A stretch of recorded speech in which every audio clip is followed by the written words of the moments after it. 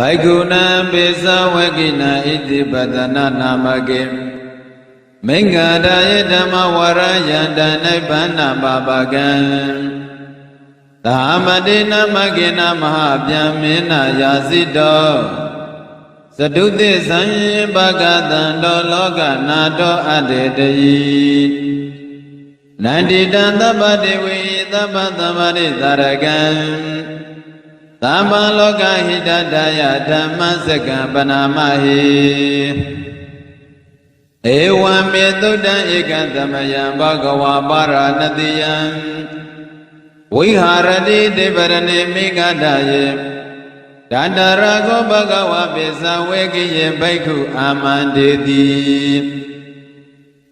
Dweme Baikawe Anda Babiside Nade Vita Bhagadame Dwe Yosayan Gamedu Gamadu Galuga Nuyogo Pino Gamobodo Zanego Nariyo Nadada Hido Yosayan Adagile Mada Nuyogo Dogo Nariyo Nadada Hido Etego Bagawe Ubo Ande Nubagama Misima Bribaram Daragade na abidam bodam Sekho karani nyana karani ubadamaya abinyaya Lanyambodaya nibbana wadadi Karama santa bhagawe misima pribra daragade na abidam bodam Sekho karani nyana karani ubadamaya abinyaya Lambodaya Nebbanaya Tavodadi Ayame Wariyo Dingigo Mego Diyandita Tamaditi Tamadengabo Tamawasa Tamagamado Tama Asiwo Tamawayamo Tamadadi Tamadamadi Ayankoda Bhagawe Mesima Paribradha Garena Abhidam Buddham Sekhu Karani Jnana Karani Ubadamaya Abhinyaya Lamodaya Nibbanaya Tavodadi Eidam Gopana Bhagawe Dukha Riya Tisam Zadipi Dukha Sarapi Dukha Yadipi Dukha Maranampi Dukha Abhiyehi Tambayogo Dukho Piyehi Vipayogo Dukho Yambisana Labandita Vidukha Tankitena Pisu Padane Kanda Dukha Idan Gopana Bhagawe Dukha Tamudaya Ariya Tisam Yayandana Bono Bhavika Nandi Ragata Gata Dadara Dadara Binandipi Deyandita Gamadana Bhavadana Vibhavadana Idan Gopana Bhagawe Dukha Nirodha Ariya Tisam Yo Dada Yevadanaya Andita Viraga Nirodha Sago Padinite Gomodena Layo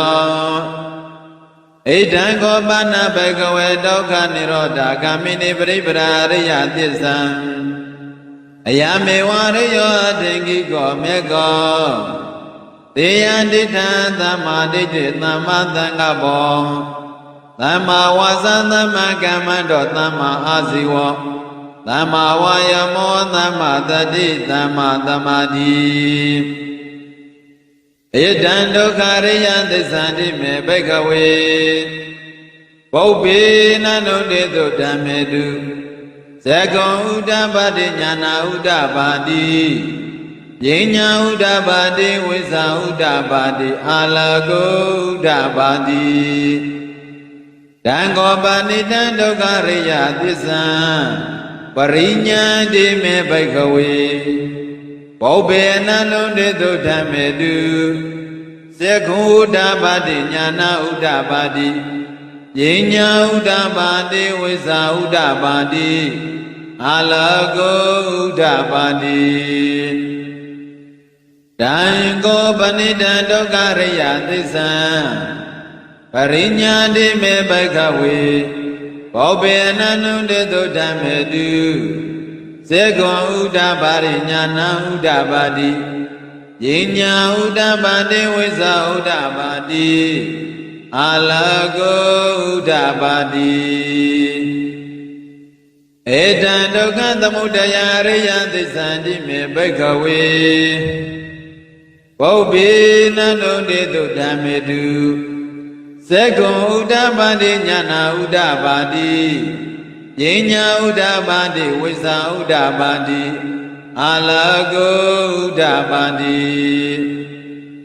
တံခောပဏိတံဒုက္ခသမုဒယအရိယသစ္စာ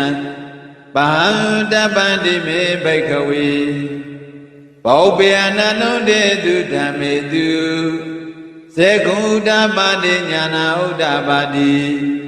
ယိညာဥဒ္ဒပါတိဝိဇ္ဇာဥဒ္ဒပါတိအာလကောဥဒ္ဒပါတိတံကောပဏိတံဒုက္ခသမုဒယအရိယသစ္စာဘေနန္တိမေဘိက္ခဝေဘောဘေနန္နုတေတုဓမ္မေတုစေကွန်ဥဒ္ဒပါတိညာဏဥဒ္ဒပါတိယိညာဥဒ္ဒပါတိဝိဇ္ဇာဥဒ္ဒပါတိအာလကောဥဒ္ဒပါတိဣဒံဒုက္ခနိရောဓရိယသစ္စာတိမေဘိက္ခဝေဘောဘေနန္နုတေတုဓမ္မေတုစေကွန်ဥဒ္ဒပါတိညာဏဥဒ္ဒပါတိ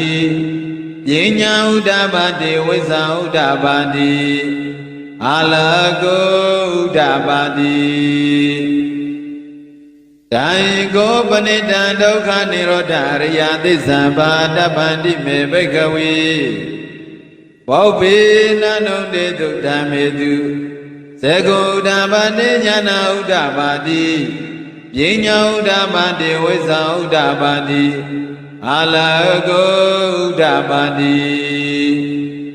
တံကောပဏိတံဒုက္ခနိရောဓအရိယသစ္စာတိမေဘိက္ခဝေဘောဘေနန္နုတေတုဓမ္မေတုစေကွန်ဥဒ္ဒပါတိညာဏဥဒ္ဒပါတိယိညာဥဒ္ဒပါတိဝိဇ္ဇာဥဒ္ဒပါတိအာလကောဥဒ္ဒပါတိ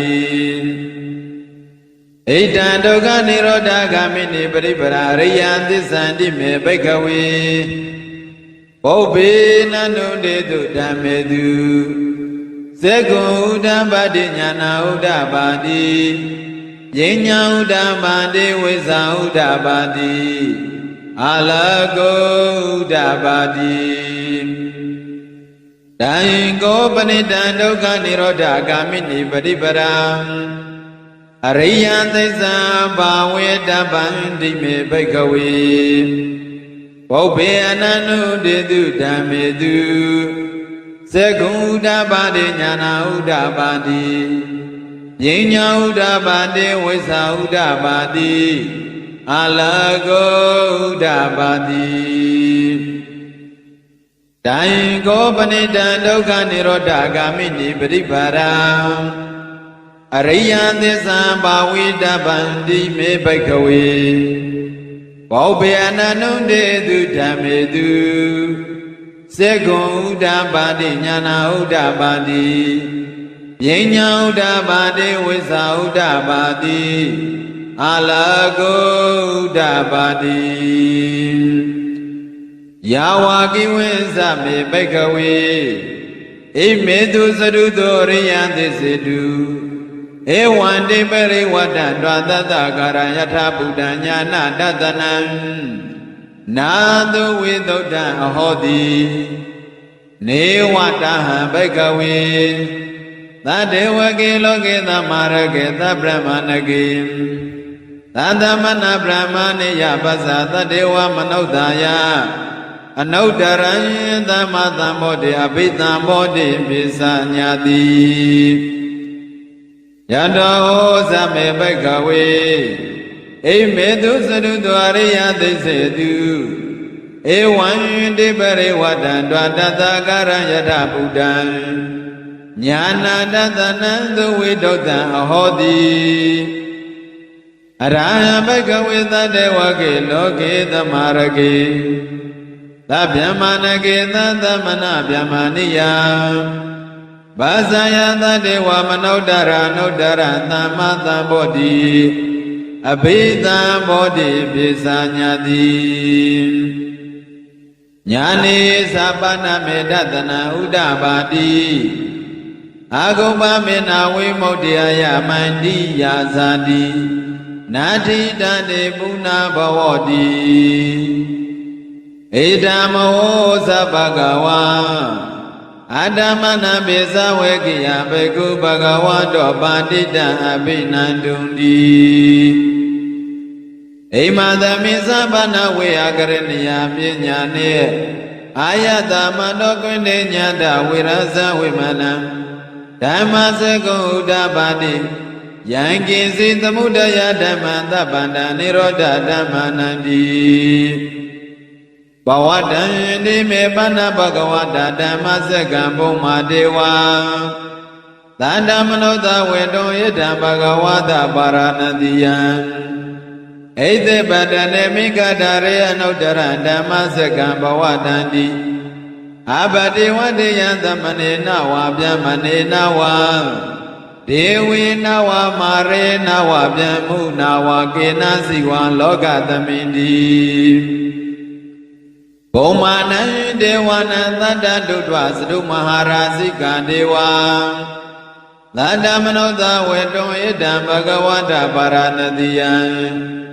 Iti Badani Mikadaya Nudara Dhammaseka Bhavatandi Abadi Vadiya Dhammane Nawa Vyamane Nawa Dewi Nawa Mare Nawa Vyamu Nawa Kena Siwa Loka Dhamindi Sadhu Maharasika Dewana Tata Dutta Tawatinda Dewa Tata Manoda Vedo Ita Bhagavata Paranadiya Iti Badane Mikadaya Nudara Dhammaseka Bhavatandi Abadi Vadiya Dhammane Nawa Vyamane Nawa Dewi Nawa Maye Nawa Brahmu Nawa Kena Siwa Loka Dhamindi Tawadinda Dewana Tanda Dutta Yama Dewa Tanda Manoda Vedo Yedha Bhagavata Paranadiya Iti Badane Mikadaya Nudara Dhammaseka Bhavatita Abadi Vadiya Dhammane Nawa Vyamane Nawa Dewi Nawa Mare Nawa Vyamu Nawa Kena Siwa Loka Dhamindi Yamana Dewana Tanda Dutta Tudita Dewa Tanda Manoda Vedo Yedha Bhagavata Paranadiya Iti Badane Mikadaya Nudara Dhammaseka Bhavatita Abadi Vadiya Dhammane Nawa Vyamane Nawa Dewi Nawa Mare Nawa Vyamu Nawa Kena Siwa Loka Dhamindi Dodidana Dewana Tanda Dutta Nimanarati Dewa Tanda Manoda Vedo Yedha Bhagavata Paranadiya Iti Badane Mikadaya Anudara Dhammaseka Bhavatita Abadi Vadiya Dhammane Nawa Vyamane Nawa Dewi Nawa Mare Nawa Vyamu Nawa Kena Siwa Loka Dhamindi Nimana Radina Dewana Tanda Dutta Paranimana Vatavadi Dewa Tanda Manoda Vedo Yedha Bhagavata Paranadiya Iti Badane Mikadaya Nudara Dhammaseka Bhavatita Abadi Vadiya Dhammane Nawa Vyamane Nawa Dewi Nawa Mare Nawa Vyamu Nawa Kena Siwa Loka Dhamindi Paranimata Vatavadina Dewana Tanda Dutta Vyamarika Dewa Tanda Manoda Vedo Yedha Bhagavata Paranadiya Iti Badane Mikadaya Nudara Dhammaseka Bhavatita อาปเทวะเทยันตมเนนะวะพยมเนนะวะเดเวนะวะมาเรนะวะพยมุนะวะเกนะสิวะโลกตมินติဣတိယဒေနာခဏေနာဒေနာလယေနာဒေနာမုဩဒေနာယဝဗျမ္မာလောကသတ္တအဘုကိစ္စတိအာယေသတ္တသတ္တအသိကတတုသံဃံပိသဗ္ဗကံပိသံပဝေတိအဘမနောဇௌလရောဩဘာသောလောကေပါန္တုရောဟောတိအဂရိကမ္မဘောဒေဝနံဒေဝနုဘဝန္တိအထာကောဘဂဝံဣတံဥဒ္ဒနာဥဒ္ဒနေတိဧညာဒေဝတာဘောကွန္တညောဧညာဒေဝတာဘောကွန္တညောတိဣတိတံအာယတမတောကွန္တညတံဧညာတေကွန္တညောယေဝနာမံအဟောတိအထာကောအာယတမဧညာတေကွန္တညောဒိဋ္ဌဓမ္မောပတ္တဓမ္မောဝိကတဓမ္မောပရိယောဂလဓမ္မောဒိဏဝိစေကသောဝိကတကထံကတောဝေသရိစ္ဆပတ္တဘာရိစ္ဆယောသတ္တုတတနေဘဂဝတံဣတံတောဇံလဘေယဟံပန္တိဘဂဝတောလိုင်းတိတိကေပပိစ္ဆလဘေယဥပသံပရန္တိဧဘဂုတိဘဂဝဩဇာသွေခန္တောဓမ္မောစရဗျမစရိယသမ္မာဒုက္ခအရိကိရိယတိသာဝတတ္တအာယသမတောဥပသဗ္ဗတံဟောတိဓမ္မစကဘဝသနသုတ္တနိတိတံဘဝန္တောဩနာတိချေဝကေဘေမလောကေယမြံမြတ်နိဗ္ဗာန်ကိုယေဝေကြကုန်လျက်ကလျာဏဩသူတော်ကောင်းတို့စတုသေသံဒုက္ခသမုဒယနိရောဓနိမေဃတိညာလင်းသစ္စာဟု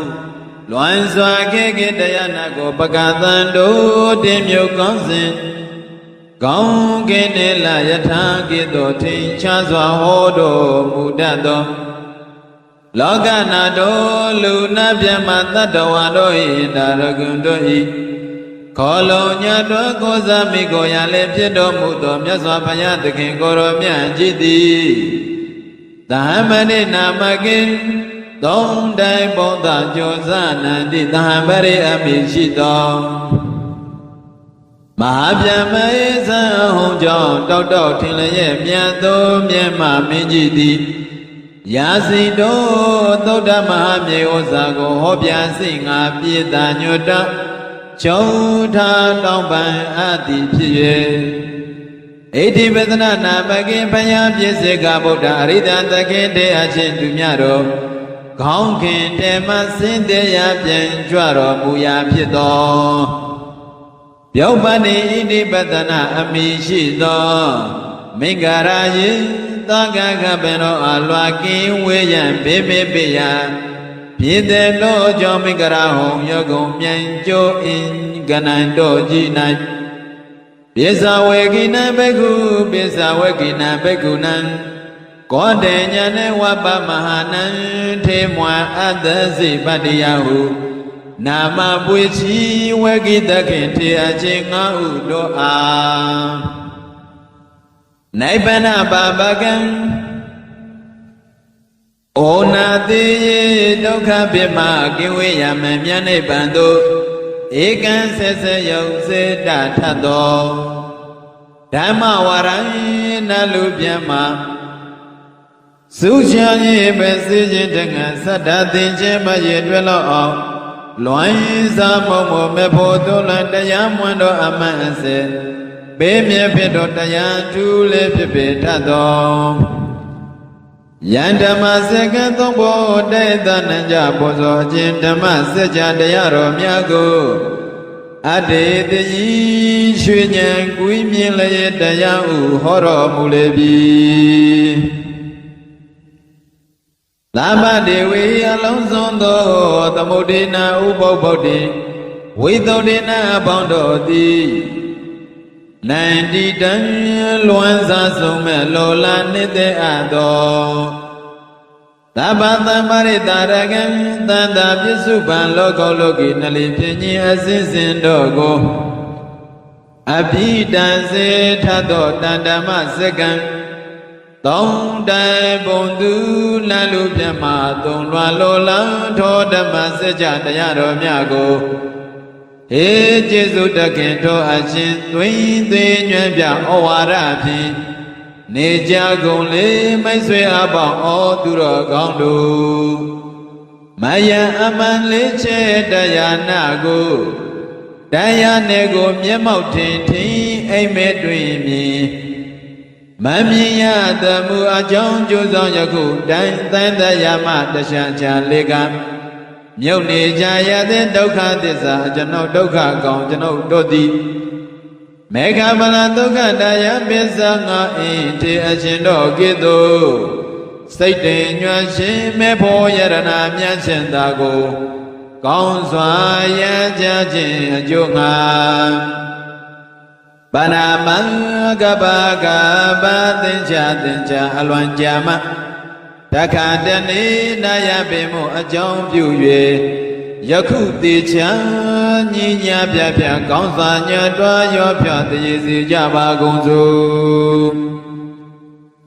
ဗန္ဒီမဟာကတ္တဗအရှင်ဘယံ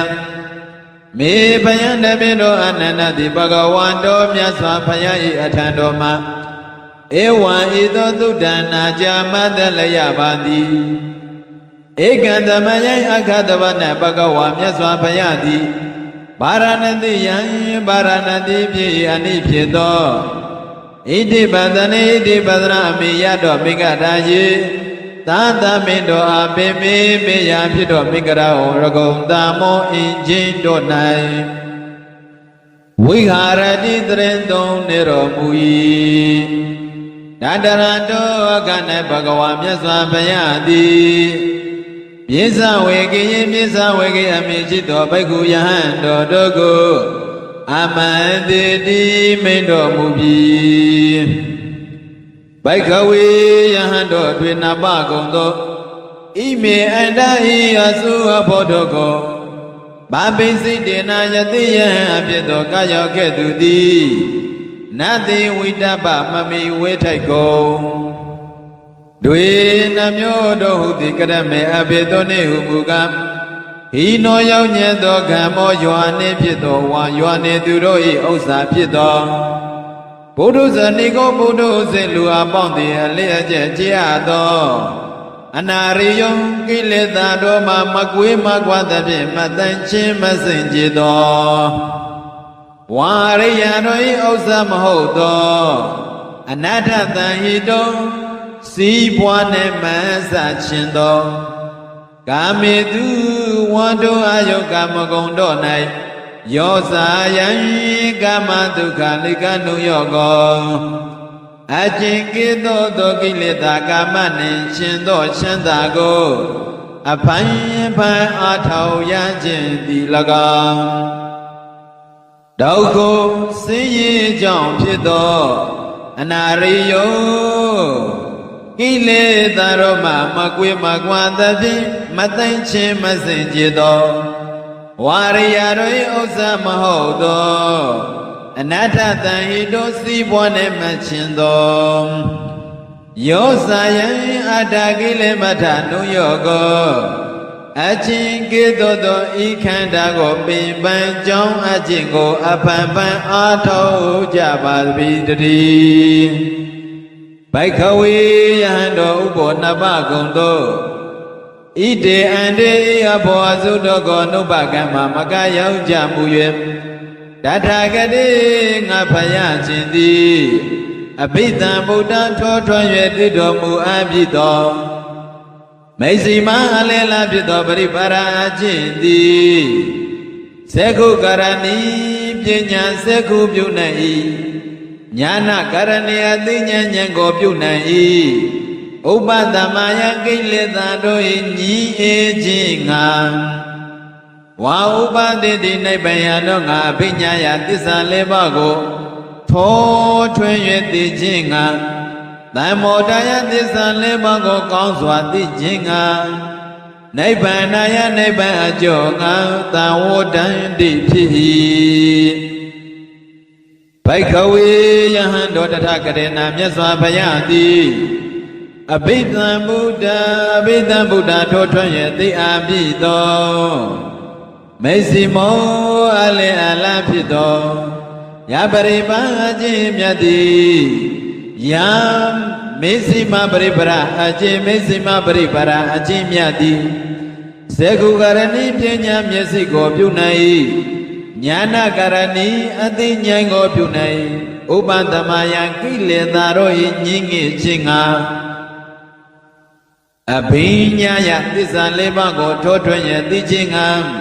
သံမောဒယသစ္စာလေးပါးကိုကောင်းစွာသိခြင်းငါနိဗ္ဗာန်ယနိဗ္ဗာန်ကိုအကျိုးပြုခြင်းငါသံဝတ္တန္တိဖြစ်၏သံထိုမစ္စည်းမပရိပတ်တအခြင်းမြဟုသည်ကတ္တမသံအဘေတိပါဏိအရိယောကိလေသာတို့မှကင်းဝေသောဝါကိလေသာတို့မှကင်းဝေသဖြင့်ဖြူစင်သိမ့်ခြင်းသောအထင်ကိကိုခြေပန်းသောအင်္ဂါရှိသောအယမေဝမေကိုဤမေတိလေတရားထိတံထိုအရိယာထင်ကိကမေဟုသည်အဘိနိသမ္မာတိတိကောင်းစွာသိမြင်သောသဘောတရားတိ၎င်းသမ္မာသင်္ကပ္ပကောင်းစွာကျင့်စေတတ်သောသဘောတရားတိ၎င်းသမ္မာဝါစာကောင်းစွာပြောဆိုသောသဘောတရားတိ၎င်းသမ္မာကမ္မန္တောကောင်းစွာပြုလုပ်သောသဘောတရားတိ၎င်းသမ္မာဇီဝကောင်းစွာအသက်မွေးကြောင်းသဘောတရားတိ၎င်းသမ္မာဝါယမောကောင်းစွာအားထုတ်တတ်သောသဘောတရားတိ၎င်းသမ္မာတရေကောင်းစွာအမှတ်ရသောသဘောတရားတိ၎င်း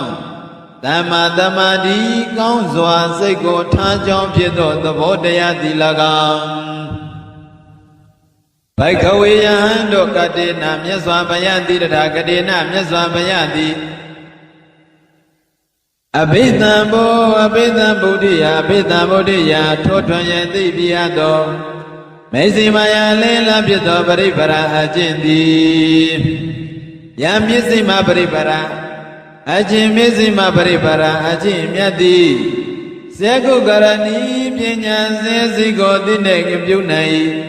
ညာနာကရဏီအသိဉာဏ်ကိုပြုနိုင်ဥပသမယကိလေသာတို့၏ညင်းငယ်ခြင်းငါအဘိညာယသစ္စာလေးပါးကိုထိုးထွင်းရသိခြင်းငါသံမောဒယသစ္စာလေးပါးကိုကောင်းစွာသိခြင်းငါနိဗ္ဗာန်ယနိဗ္ဗာန်ကိုအကျိုးပြုခြင်းငါသံဝတ္တန္တိဖြစ်၏တံထိုအခြင်းများဟုသည်အယံဤသည်တို့ပင်တည်းဘိက္ခဝေယဟန်တို့ဣဒံခောပနဤမင်းတို့မူလတန်တိကာဒုက္ခဖြစ်သောဝါစစ်သောအပ်သောအရှိနိတဖြစ်သောအရိယသစ္စာပါပေရဝါရိယတို့သည်ထိုတွင်ရသိအပ်သောအမှန်တရားပါပေတယ်ဇာတိပိပတိတန်နေရခြင်းသည်လေဒုက္ခဆင်းရဲကြောင့်တည်းစရာပိယောခြင်းအိုရခြင်းသည်လေဒုက္ခဆင်းရဲခြင်းပါပေတယ်ဗျာတိပိမနမကျမမဖြာနာရခြင်းသည်လေဒုက္ခဆင်းရဲကြောင့်ပါပေတယ်မရဏပိသုတိမနိသေရခြင်းသည်လေဒုက္ခဆင်းရဲကြောင့်ပါပေတယ်အဘိယိမချစ်မနစ်တဲ့အတော်တတ္တဝါသင်္ခါရတော်နှင့်သံဃာယောကိုအတုတကွာပေါင်းစုံရခြင်းသည်လေဒုက္ခဆင်းရဲကြောင့်ပါပေတယ်ဘေယိချစ်ရတဲ့အတော်တတ္တဝါတော်နှင့်ဝိပယယောကိုကွေးကွင်းရခြင်းသည်လေဝေခွာရခြင်းသည်လေဒုက္ခဆင်းရဲကြောင့်ပါပေတယ်ယံပိအကျဉ်လောကတရားဖြင့်လေအိစိတံမယနသောအရာအလိုရှိသောသူသည်အဝအလိုရှိပါလေနာပိရတိမယတံပိထောမယနသောအရာကိုအလိုရှိကြောင့်လောဘတရားသည်လေဒုက္ခဆင်းရဲကြောင့်ပါပေတယ်သံဃိတနာခြင်းအဖြစ်ပိစ၅ပါးကုန်သော ဥပါဒနာခန္ဓာဥပါဒံတို့၏အာယုံဖြစ်သောခန္ဓာတို့သည်ဒုက္ခဆင်းရဲကြောင့်တရားတို့ပါပေတည်းဘိကဝေယံတို့ဣတံခောပနဤမင်းတော်မူအပ်လက်တိကဒုက္ခသမုဒယောကံကိလေသာကျွင်းမြအကြောင်းနှင့်ပေါင်းမြတ်သောဒုက္ခ၏အကြောင်းဖြစ်သောအရိယသစ္စာတရားပါပေတည်းယာယံတဏှာအခြင်းကဲ့သို့သောတဏှာသည်ဘောနောဘဝိကတဖန်ဘဝကိုပြုပြင်ခြင်းအလေးရှိ၏နန္ဒီရာဂတကတရူပရောသတိတို့၏နိတ္တယတမေတ္တိအဖြစ်နှင့်တကွဖြစ်တတ်၏တတရတောဘဝမတောတောအာယုန်၌အဘိနန္တိတိအလွန်နှင့်မြင့်နိတ္တတတ်၏သေယနိတံတောတဏဟုတိအဘေဘာနေကာမတဏငါဖြံအာယုကာမဂုဏ်တို့၌တမေနိတ္တနာတောကာမတဏတိ၎င်းဘဝတဏရူပရောဂယောသတိရောဟောမြေဝတတ္တဒိဋ္ဌိနှင့်တကွဖြစ်သောတဏတိ၎င်းဝိဘဝတဏသောရူပသတ်သောအာယုန်သည်ပြဤဟုဖြစ်သောဩစေတဒိဋ္ဌိနှင့်တကွဖြစ်သောတဏတိဗန္တိဘိကဝေယံတို့ဣတံခောပနဤတို့မင်းအလက်တန်သောတရားတိကဒုက္ခនិရောဓဒုက္ခရဲ့ချုပ်ရဖြစ်သောဝါဒုက္ခရဲ့ချုပ်ကြောင့်ဖြစ်သောအရိယသစ္စာတတ္တအရိယသစ္စာပါပေတိတတယေဝတနာယထောတနာသုံးမျိုးဤပင်ယောအတေတဝိရာဂនិရောဓအကျင့်အရဟတမေအကျွင့်ရမြတ်မရှိအောင်ချုပ်ညင်ရနိဗ္ဗာန်တိယောသာကိုအကျင့်စွန့်အယနိဗ္ဗာန်တိယောပတိနိတကောအကျင့်လွားအယနိဗ္ဗာန်တိယဝိမု ക്തി အကျင့်လွားအယနိဗ္ဗာန်တိယောအလဘောအကျင့်ကံကြီးခြင်းမရှိယနိဗ္ဗာန်တိအတ္တိရှိဣတံနိဗ္ဗာန်တိဒုက္ခនិရောဓဒုက္ခယချုပ်ရာဖြစ်သောအရိယသစ္စာပါပေတိဘိကဝေယံတို့ဣတံခောပနဣတိကဒုက္ခនិရောဓဂမိနိပရိပရံဒုက္ခဂမိဒုက္ခនិရောဓဂမိနိဒုက္ခယချုပ်ရာနိဗ္ဗာန်တော်အာယုံပြုသောအပြင်တွားတတ်သောပฏิပါဒံအခြင်းဖြင့်သောအရိယသစ္စာပါပေတိအရိယောကိလေသာတို့မှဝေခွာသောအထင်ကြီးကိုခြေပါသောအင်္ဂါရှိသောအယမေဝမေကောဤမေတိတို့ပင်တိ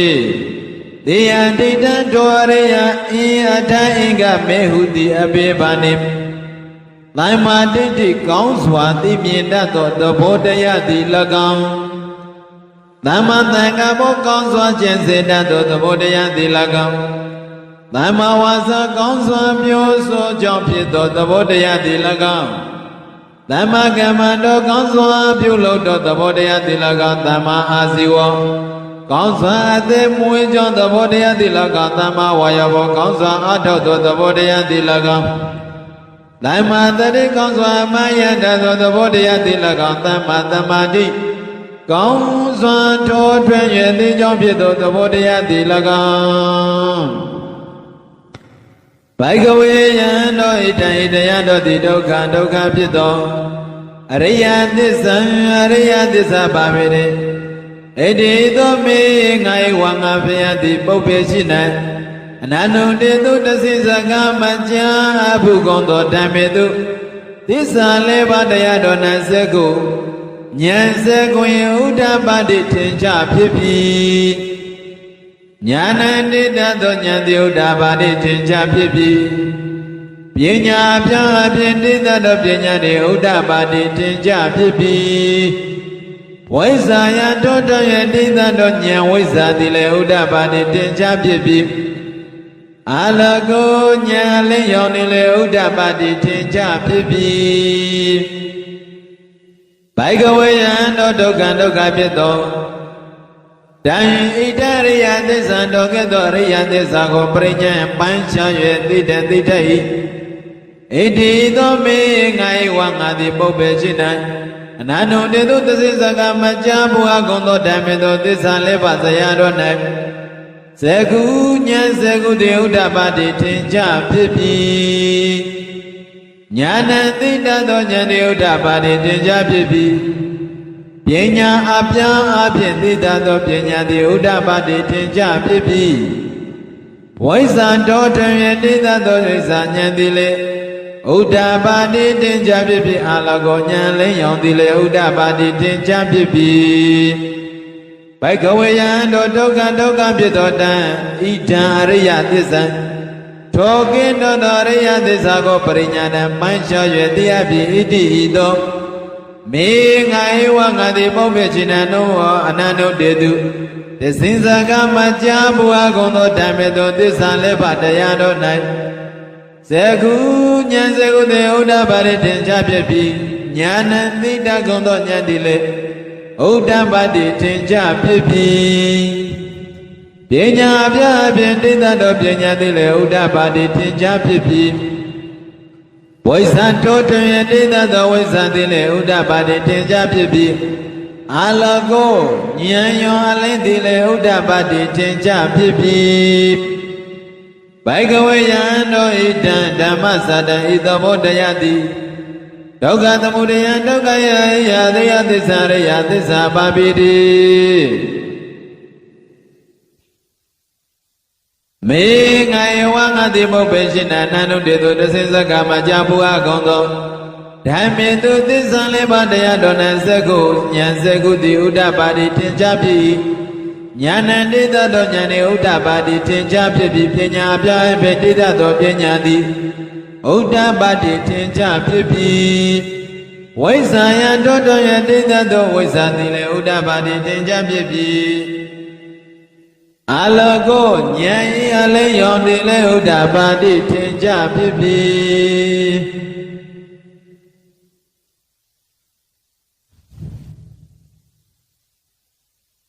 ဘိကဝေယံတို့ဘိကဝေယံတို့ဒုက္ခသမုဒယံဒုက္ခ၏အကြောင်းဖြစ်သော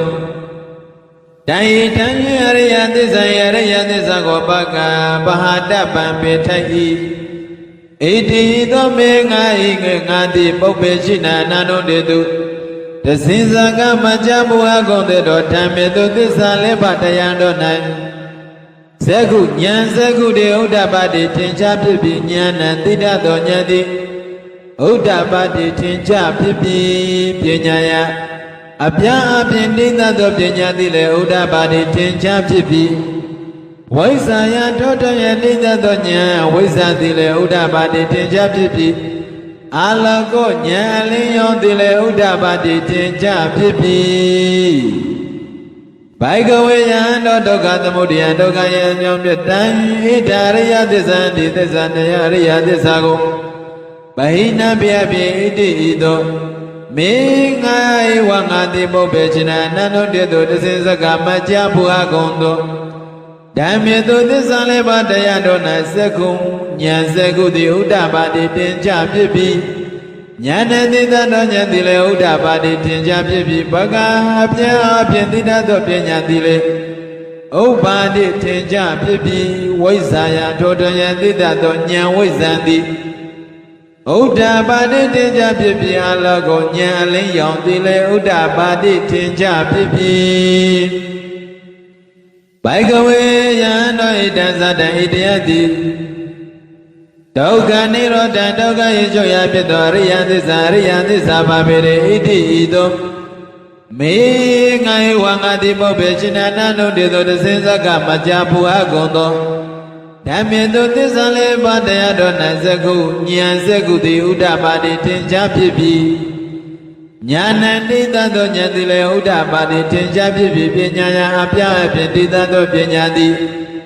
ဥဒ္ဓပါတိထင်ရှားဖြစ်ပြီးဝိဇ္ဇာတော်တော်ယသိအပ်သောဉာဏ်ဝိဇ္ဇာသည်ဥဒ္ဓပါတိထင်ရှားဖြစ်ပြီး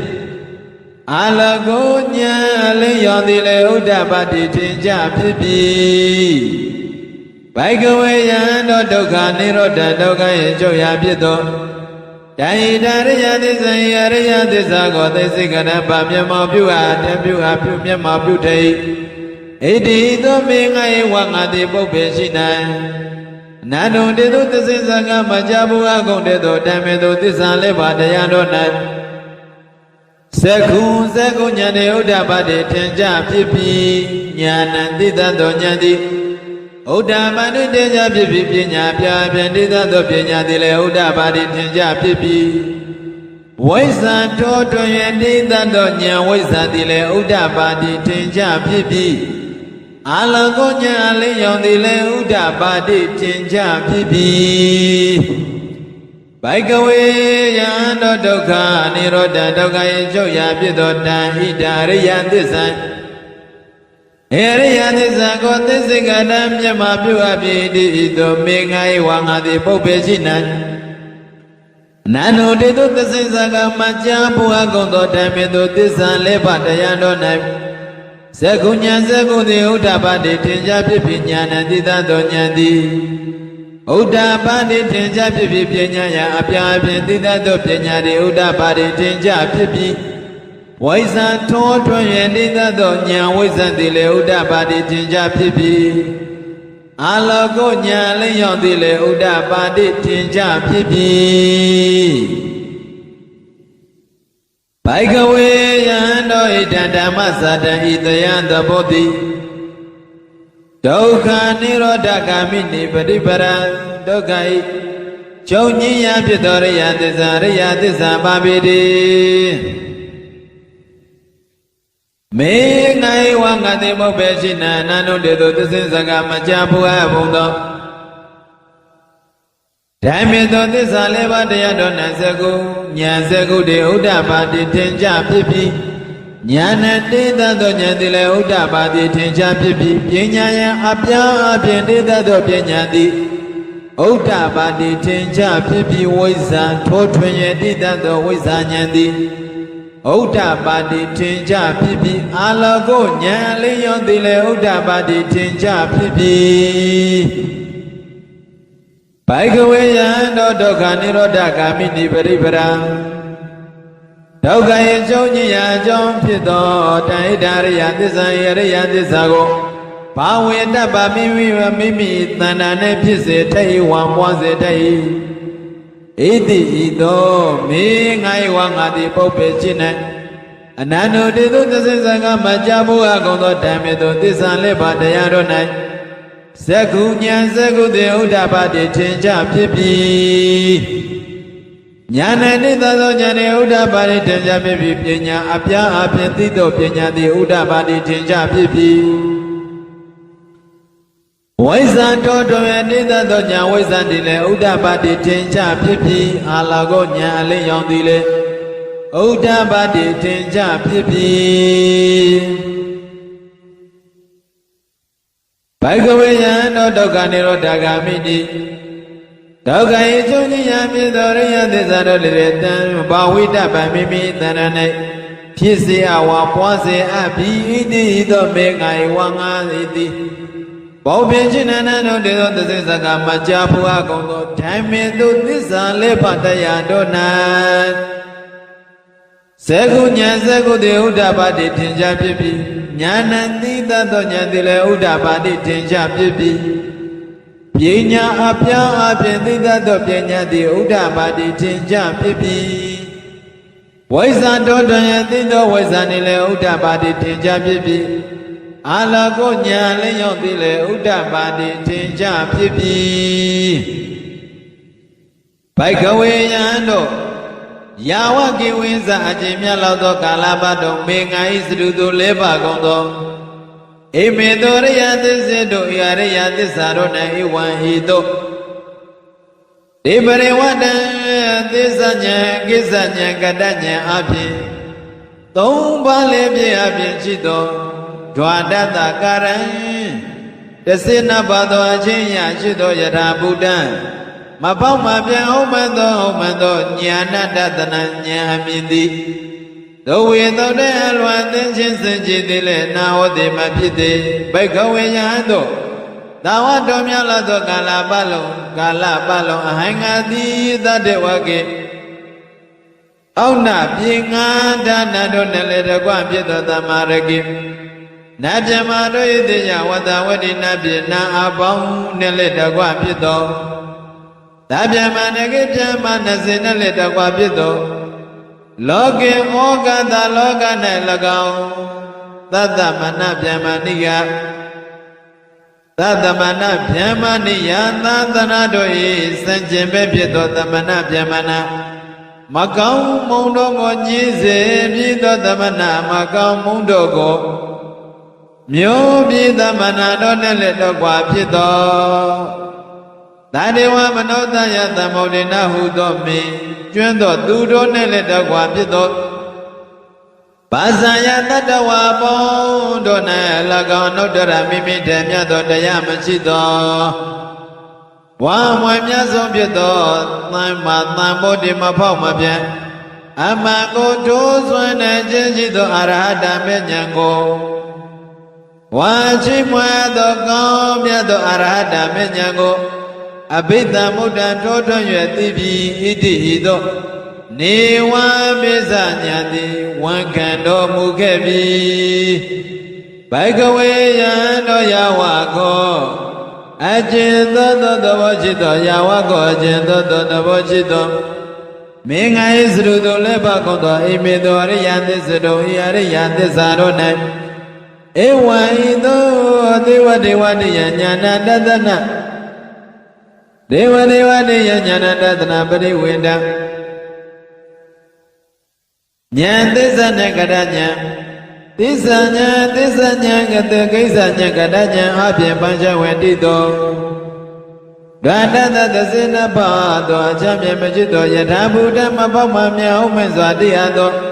ဉာဏ်အမြင်လည်းရှိတတ်သော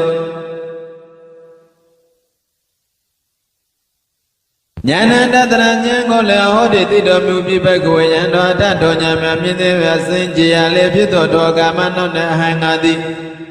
သာတဝကေအာနာပြေငါတနဲ့လည်းတကွာဖြစ်သောသမာရကေနတ်ဗျမတို့၏တရားဝဇဝတိနတ်ပြေနတ်ဗျမအပေါင်းနဲ့လည်းတကွာဖြစ်သောသဗျမနာကေနတ်ဗျမနစင်းနဲ့လည်းတကွာဖြစ်သောလောကေတတ္တလောကနဲ့၎င်းသာသမဏဗျမဏိယသာသနာတော်၏စံကျင်ပဲဖြစ်သောသမဏဗျမဏမကောင်းမုံတို့ကိုညှင်းစေပြီးသောသမဏမကောင်းမုံတို့ကိုမျိုးပြီးသောသမဏတို့နဲ့လည်းတော့ကွာဖြစ်သောသတ္တဝမနုဿသမုဒ္ဒေနဟုသောမင်းကျွန်းသောသူတို့နဲ့လည်းတော့ကွာဖြစ်သောဘာဇာယတတဝါပေါင်းတို့နဲ့၎င်းတို့တရမိမိတို့လွယ်မဲ့သောတရားမရှိသောဝါမြတ်ဆုံးလည်းဖြစ်သောသမ္မာသမ္ဗုဒ္ဓမပေါမပြအမှန်တန်သိစွမ်းသောအရဟတမေညာကိုဝါချီးမွမ်းအကုန်သောကောင်းမြတ်သောအရဟတမေညာကိုအဘိဓမ္မာဘုဒ္ဓထွန်းထွင်ပြီး၍ဣတိသောနေဝပစ္စညာတိဝန်ခံတော်မူပြီမေငါ၏တသနာသိမြတ်သောဉာဏ်နိစ္စပြေစံဝေခရဉာဏ်တိ၎င်းဥဒ္ဒပါတိထင်ရှားဖြစ်ပြီးမြင်ငါ၏ဝိမောတိအရဟတဘောဘောနှုတ်ပါရအစင်းချင်းပဲတရားတို့သည်မပြည့်စရာမပြည့်စုံနိုင်အယံဧပရိသန္တေတည်နေရခြင်းသည်လေအန္တိမှာအဆုံးဖြစ်သောဇာတိပဋိသန္တေတည်နေရခြင်းတေဒါနိဧဒါနိယခုအခါ၌ဘုံနာဘဝတပံဘဝတိတိနတ္ထိမရှိတော့ပေဣတိတောဥဒ္ဒပါတိထင်ရှားပြီဣတိသောဘဂဝါမြတ်စွာဘုရားသည်အမှန်တည်းမင်းတော်မူပြီဣတိသစ္စာစကားကိုဘဂဝါမြတ်စွာဘုရားသည်ဩဇာမင်းတော်မူပြီပိဿဝေကိယငါကုံသောဘိက္ခုယဟန်တို့သည်အတ္တမနာမိမိစိတ်ရှိကုန်သည်ဟုတွားဖြစ်ရဲ့ဘာဂဝတမြတ်စွာဘုရားဘုရား၏ဗာတိတံဟောတော်မူသောတရားတော်ကိုဝါဓမ္မစကြဓမ္မစကဘဝတနာသုတ်တော်ကိုအဘိနန္တုနိဝမေတ္တဘဂဝတံဧဝမေတံသုဂတဟု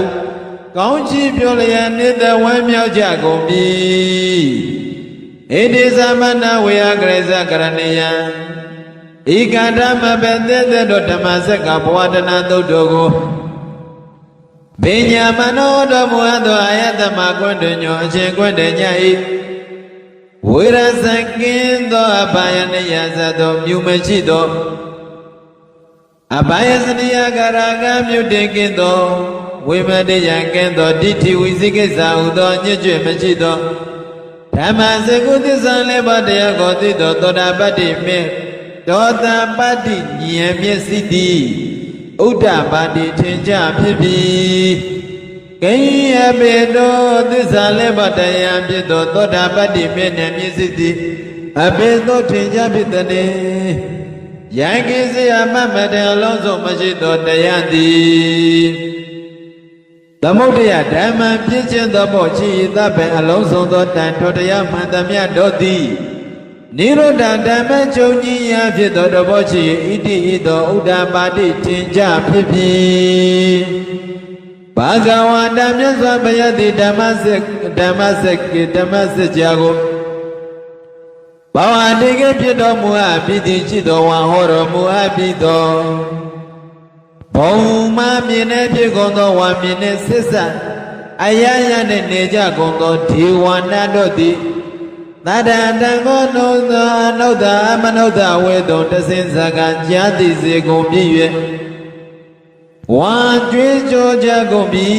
ကင်းပေသောအတ္တမနုဿဝေတုံအပေသောကျွေးကြောကြကုန်တည်းဟုမူကားဘာဂဝန္တမြတ်စွာဘုရားသည်ပါရဏတိယပါရဏတိဖြစ်နေဣဒဗဒနေမိဂတယေဣတိပရဏမေจิตမိဂရယေသမနုရိဇဝသင်္ကရာဝတော၌သမနေကေသမနေနဝသမနာဟုတိ၎င်းဗျမနေနဝဗျမမိတိ၎င်းဒေဝေနနတိ၎င်းမာရေနဝမာနမင်းတိ၎င်းဗျမုနာဝဗျမတိ၎င်းလောကသမင်လောက၌ကေနစိဝတစုံတယောက်တိ၎င်းအပရိဝဏိယစင်ကြဗမဖြစ်စေအဝမဖြစ်စေနသောဝါစင်ကြဗမဖြစ်မဟုတ်ဟာမပြောနသောနှုတ်တရမိမိတေတမြတ်သောမရှိသောဝါ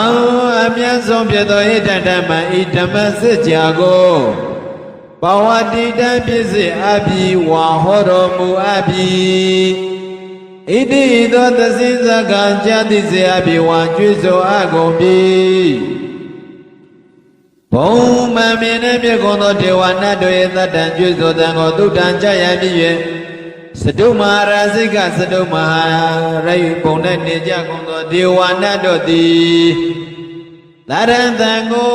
အမနုဿဝေတုံတစင်စကကြာတိစရာကုန်ပြီဝါကျွေးဆိုကြကုန်ပြီကင်းရပေသောအမနုဿဝေတုံအပေသောကျွေးဆိုကြကုန်သည်လေဟုမူကားဘာဂဝါမြတ်စွာဘုရားသည်ပါရဏတိယံပါရဏတိဖြစ်ပါရဏတိယမြေယနေဖြစ်သောဣတိပတနေ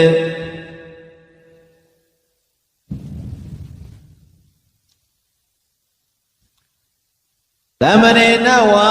သမဏဟုတိလကံဗျမဏေနဝါဗျမတိလကံဒေဝေနဝါနတိလကံမာရေနဝါမာနမိတိလကံ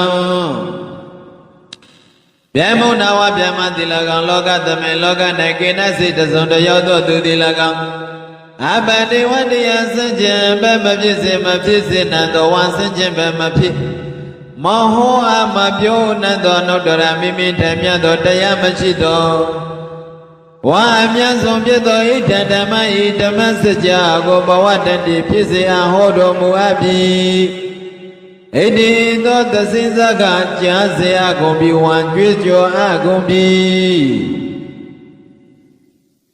စတုမဟာရာဇိကစတုမဟာရာဇမစတုမဟာရိဘုံ၌ဖြစ်ကုန်သော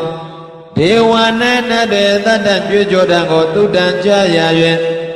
သာဝတိသသဝတိတာဘုံ၌နေကြကုန်သောဒေဝနာတို့တေသတ္တသံကိုအမနုဿဝေရုံတစင်စကကြာတိစေအကုန်ပြီဝါကြွကြောကြအကုန်ပြီကေယဘေသောအတောမနုဿဝေရုံဘေသောကျွေးသောကြကုန်တဲ့ဟုမောကဘဂဝတာမြတ်စွာဘုရားသည်ပါရဏတိယံပါရဏတိယမေယသောဣတိပတနိဣတိပတနာမိခြင်းသောမိဂရယေမိဂရဟောအင်ချင်းသောနသမဏေနဝသမဏဟုတိလကောင်ဗျမဏေနဝဗျမတိလကောင်တေဝေနဝနတောတိလကောင်မာရေနဝမာနမိတိလကောင်ဗျမုနဝဗျမတိလကောင်လောကသမိလောက၌ကေနစိတစုံတယောက်တိလကောင်အပရိဝရိယစัจ jin ပဲမဖြစ်စေအ မဖြစ်စေနိုင်သောဝါဆင်းခြင်းပဲမဟောအမပြောနိုင်သောအနောက်တရမိမိထက်ထွဲမြတ်သောမွန်မြတ်သောတုံးမဲ့ချစ်သောဝါမွန်မြတ်ဆုံးဖြစ်သောဣတံဓမ္မိဓမ္မစကြာတရား